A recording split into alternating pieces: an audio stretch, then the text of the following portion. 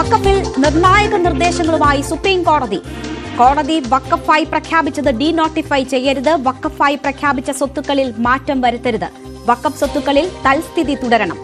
വഖഫിൽ ex officio അംഗങ്ങൾ ഒഴികെയുള്ളവർ മുസ്ലിങ്ങൾ തന്നെയാകണമെന്നും supreme കോടതി നിർദ്ദേശിച്ചു. 140ഓളം ഹർജികളാണ് സുപ്രീം കോടതിയിൽ എത്തിയത്. നാളെയും വാദം തുടരും.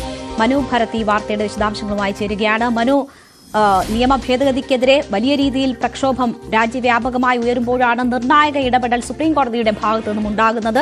എന്തൊക്കെയാണ് ഇന്നത്തെ കോടതി നടപടികളിലെ നിർണായക ഇടപെടലുകൾ?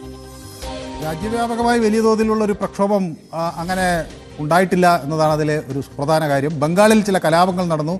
കേരളത്തിലാണ് ഇപ്പോൾ വലിയൊരു മഹാറാലി എന്ന തരത്തിൽ ഒരു പ്രകടനം ഉണ്ടാകുകയും ചെയ്യുന്നത്. ഏതായാലും ചീഫ് ജസ്റ്റിസ് സഞ്ജീവ് ഖന്ന, അതുപോലെ ജസ്റ്റിസ് സഞ്ജയ് കുമാർ, KV വിശ്വനാഥ് എന്നിവർ അടങ്ങിയ ബെഞ്ചാണ് ഈ വാദം കേട്ടത്. സോളിസിറ്റർ ജനറൽ തുഷാർ മേത്തയാണ് കേന്ദ്രത്തിനു വേണ്ടി ഹാജരായത്. ഇതിലാണ് കോടതി സുപ്രധാനമായ ഈ നിർദ്ദേശം നൽകിയത്. അതായത് വഖഫ് ആയി രജിസ്റ്റർ ചെയ്യപ്പെട്ട സ്വത്തുക്കളിൽ അതിൽ തൽസ്ഥിതി തുടരേണ്ടി വരും. അത് വഖഫ് ബൈ യൂസർ ആയാലും വഖഫ് ബൈ ഡീഡ് ആയാലും ഇതിൽ മാറ്റം വരുത്തരുത് തൽക്കാലം എന്ന് പറയുന്നു. കലക്ടർമാർക്ക് പരിശോധന തുടരാം എന്നും കോടതി പറഞ്ഞിട്ടുണ്ട്. അതേസമയം വഖഫ് ബോർഡുകളിൽ വഖഫ് ബോർഡിൽ വരുന്ന 2 പേർ നോൺ മുസ്ലിംസ് ആകും എന്ന ഒരു വാദം അവിടെ കോടതിയിൽ ഉയർന്നു. ഏതായാലും എക്സ് ഒഫിഷ്യോ മെമ്പർമാർ, അതായത് ഔദ്യോഗിക പദവികളുടെ ഭാഗമായി ഈ വഖഫ് ബോർഡിൽ എത്തുന്നവരെ മാറ്റി നിർത്തിയാൽ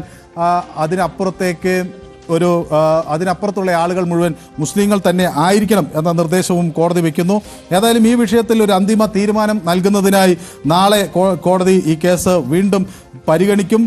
അതോടൊപ്പം തന്നെ കോടതി ഒരു കാര്യം വളരെ ആശങ്കാജനകമായി ഇവിടെ പറഞ്ഞിട്ടുണ്ട്. അത് ഈ വഖഫിൻ്റെ പേരിൽ നടക്കുന്ന ആക്രമണങ്ങളെക്കുറിച്ചാണ്. അത് വല്ലാതെ അതിൻ്റെ പേരിൽ നടക്കുന്ന ആക്രമണങ്ങളും അന്യായങ്ങളും അതുപോലെ കയ്യേറ്റങ്ങളും എല്ലാം വലിയ തോതിൽ ആശങ്ക പരത്തുന്നു എന്ന ഒരു നിലപാട് കൂടി കോടതി പറഞ്ഞിട്ടുണ്ട്. കോടതിയുടെ ഒരു വാക്കുകൾ ഇങ്ങനെയാണ്: one thing is very disturbing the violence that is taking place എന്ന് ചീഫ് ജസ്റ്റിസ് പറയുന്നു. ഏതായാലും നാളെ 2 മണിക്ക് ഈ കേസിൽ കൂടുതൽ വിശദമായ വാദം കേട്ട് ഒരു ഇടക്കാല ഉത്തരവെങ്കിലും ഉണ്ടാകും എന്നാണ് കണക്കാക്കുന്നത്. 3 കാര്യങ്ങളിൽ കോടതി വ്യക്തത വരുത്തിയിട്ടുണ്ട്. കോടതി ഇതുവരെ വഖഫ് ബൈ ഡീഡോ അല്ലെങ്കിൽ വഖഫ് ബൈ യൂസറോ ആയി രജിസ്റ്റർ ചെയ്തിട്ടുള്ള സ്വത്തുക്കളിൽ തൽസ്ഥിതി തുടരണം, മാറ്റം അനുവദിക്കാനാകില്ല. കലക്ടർക്ക് ക്യാൻ കണ്ടിന്യൂ വിത്ത് പ്രൊസീഡിംഗ്സ് എന്നാണ് പറയുന്നത്. കലക്ടർക്ക് ഇതിൻ്റെ പരിശോധന നടപടികൾ തുടരാം. പക്ഷേ അതിന് ഒരു സാധ്യത ലഭിക്കണമെങ്കിൽ ഈ കേസ് പിന്നീട് പരിഗണിച്ച് അന്തിമ വിധി വന്നതിന് ശേഷം മാത്രമേ സാധ്യമാകുള്ളൂ എന്നതാണ്. ഒപ്പം തന്നെ എക്സ് ഒഫീഷ്യോ മെമ്പർമാരുടെ കാര്യത്തിൽ കോടതി ഒരു ലീനിയൻസ് കാണിച്ചിരിക്കുന്നു എന്നത് സർക്കാരിന് ഗുണം ചെയ്യും. അത് കോടതി വ്യക്തമാക്കിയിട്ടുള്ള അവരുടെ മതം നോക്കേണ്ടതില്ല എന്നതാണ്. ഏതായാലും ഇത് സംബന്ധിച്ച് ഒരു റിപ്ലൈ SG മേത്ത നൽകും എന്ന് കോടതിയെ അറിയിക്കുകയും ചെയ്തിട്ടുണ്ട്. മനു, ഇതിൽ 140ഓളം ഹർജികളാണ് ഇതുമായി ബന്ധപ്പെട്ട് സുപ്രീം കോടതിയുടെ മുമ്പിൽ ഉള്ളത്. നമുക്കറിയാം, മുസ്ലിം സംഘടനകളുണ്ട്, രാഷ്ട്രീയ പാർട്ടികൾ ഉണ്ട്, വ്യക്തികളുണ്ട്. അപ്പോൾ ഇവർ ഒക്കെ ഈ നിയമ ഭേദഗതിക്കെതിരെ ഉയർത്തിയ ആശങ്ക അതിനോട് ചേർന്ന് നിൽക്കുന്നതാണോ ആദ്യ ദിവസത്തെ കോടതി നടപടികൾ, കോടതിയുടെ ഇടപെടലുകൾ? കോടതി 2 വിഭാഗത്തിൻ്റെയും വാദങ്ങൾ വ്യക്തമായി കേട്ടു എന്നാണ് മനസ്സിലാക്കുന്നത്. ഇതിൽ ഒരു വിഭാഗം ആളുകൾ ഈ നിയമ ഭേദഗതി റദ്ദു ചെയ്യണം എന്നാവശ്യപ്പെട്ടുകൊണ്ടാണ് കോടതിയെ സമീപിച്ചിട്ടുള്ളത്. ചില സംസ്ഥാന സർക്കാരുകൾ അതിനെതിരെയും കോടതിയെ സമീപിച്ചിട്ടുണ്ട്. ചില വ്യക്തികളും രാഷ്ട്രീയ സംഘടനകളും എല്ലാം ഈ കേസുമായി ബന്ധപ്പെട്ട് വന്നിട്ടുണ്ട്. അതിൽ കോടതി പരിഗണിച്ച ഒരു കാര്യം ഈ വഖഫ് ബൈ യൂസറുമായി ബന്ധപ്പെട്ട ഒരു കേസാണ് സുപ്രധാനമായും.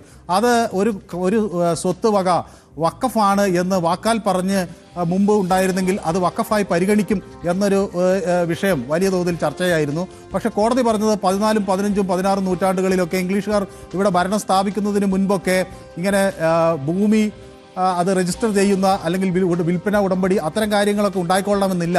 സ്വാഭാവികമായും ആ കാലഘട്ടങ്ങളിൽ ഉപയോഗിച്ചിട്ടുള്ള ശ്മശാനങ്ങൾ അല്ലെങ്കിൽ ആ നിർമ്മാണ സാധനങ്ങൾ, നിർമ്മാണ സ്ട്രക്ചറുകൾ അതൊക്കെ ഇപ്പോഴും അതേപോലെ നിലനിർത്തണം എന്ന് കോടതി വ്യക്തമായി പറഞ്ഞു. അപ്പോൾ സ്വാഭാവികമായും അത്തരം വളരെ പഴയതായിട്ടുള്ള വഖഫ് പ്രോപ്പർട്ടികൾക്ക് അതിൻ്റെ ഡീഡ് ആവശ്യമില്ല എന്നൊരു സൂചന കോടതിയുടെ ഭാഗത്തു നിന്ന്.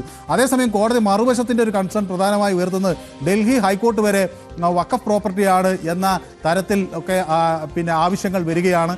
അപ്പോൾ അത് വലിയ കൺസേൺ ഉയർത്തുന്നു. എല്ലാ പ്രോപ്പർട്ടികളും അങ്ങനെ ആണ് എന്ന് പറയുന്നില്ല. പക്ഷേ അത്തരം വാദഗതികൾ കൂടി ഉണ്ട് എന്നത് ഒരു കൺസേണായി വരുന്നു എന്നാണ്. ഏതായാലും ഇതിൽ സോളിസിറ്റർ ജനറൽ ഒരു റിപ്ലൈ സർക്കാരിന്റെ ഭാഗത്ത് നിന്ന് അടുത്ത് തന്നെ സമർപ്പിക്കുമെന്നാണ് വ്യക്തമാക്കിയിട്ടുള്ളത്. പ്രധാനപ്പെട്ട ഒരു ഇടപെടൽ കോടതിയുടെ ഭാഗത്ത് നിന്നും ഉണ്ടായിരിക്കുന്നത് വഖഫ് സ്വത്തുക്കൾ ഡീനോട്ടിഫൈ ചെയ്യരുത് എന്നതാണ്.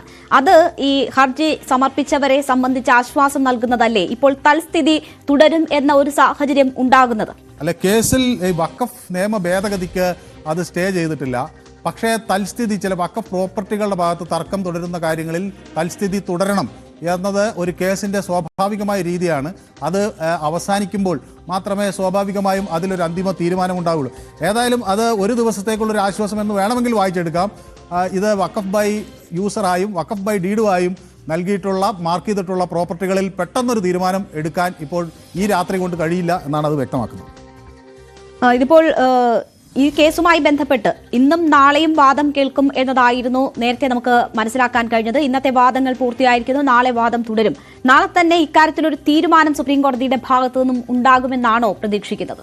അത് കേസിന്റെ ഒരു ടു പ്രിമച്വർ എന്ന് വേണമെങ്കിൽ പറയാം. കേസിൽ കോടതി എന്ത് തീരുമാനിക്കുമെന്ന് നമുക്ക് മുൻകൂട്ടി പ്രവചിക്കാനാകില്ലെങ്കിലും ഇതിൽ രണ്ട് വിഭാഗവും തങ്ങൾക്ക് അനുകൂലമായൊരു നിലപാട് കോടതിയുടെ ഭാഗത്തു നിന്നുണ്ടാകും എന്ന് പറയുന്നുണ്ട്. അപ്പോൾ കോടതി ഒരു കാര്യം ഇവിടെ വളരെ സ്പെസിഫിക്കായി പറയുന്നത്, ലെജിസ്ലേച്ചറുകൾക്ക് ഉത്തരവുകൾ പുറപ്പെടുവിക്കാൻ പിന്നെ കോടതികളെ പോലെ കഴിയില്ല.